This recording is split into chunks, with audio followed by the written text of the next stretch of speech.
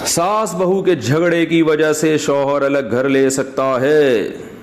एक आदमी की शादी को 5 साल हो गए हैं, लेकिन इसकी बीवी की सास और नंद से नहीं बनती। काफ़ी झगड़े चल रहे हैं, जिसकी वजह से शौहर काफ़ी परेशान है। क्या वो अपने माँ बाप से अलग घर लेकर रह सकता है, जबकि वो अपने माँ बाप का इकलौता बेटा है?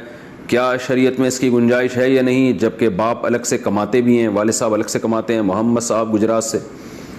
देखें, उसूली तौर पर तो यही है कि शादी हुई और बीवी को अपने रिश्तेदारों से अलग ही रखना चाहिए।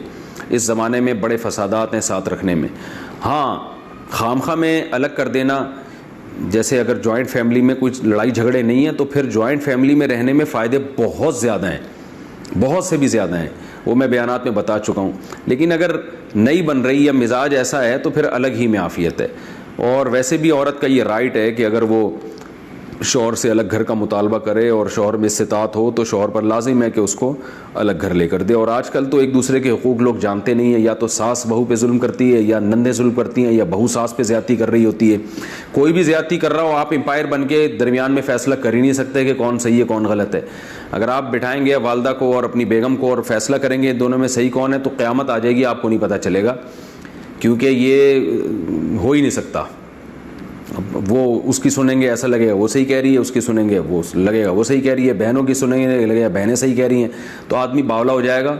उसको फिर पागल कुत्ते को काटने की ज़रूरत नहीं है, कि बल्कि ये पागल कुत्ते को, ये किसी कुत्ते को काटेगा ना तो वो कुत्ता ना पागल हो जाएगा, ये बेचारा इतना बावला हो जाता है। तो ऐसी सूरत में तमीज़ की ज़िंदगी यही है कि भाई अलग रखो और अम्मा से मिलते रहो। हाँ, रहा मसला कि आप इकलौते हैं तो अलग हो जाएंगे तो माँ बाप अकेले हो जाएंगे, तो भाई अलग होने का मतलब ये थोड़ी होता है कि वालिदैन को छोड़ दिया।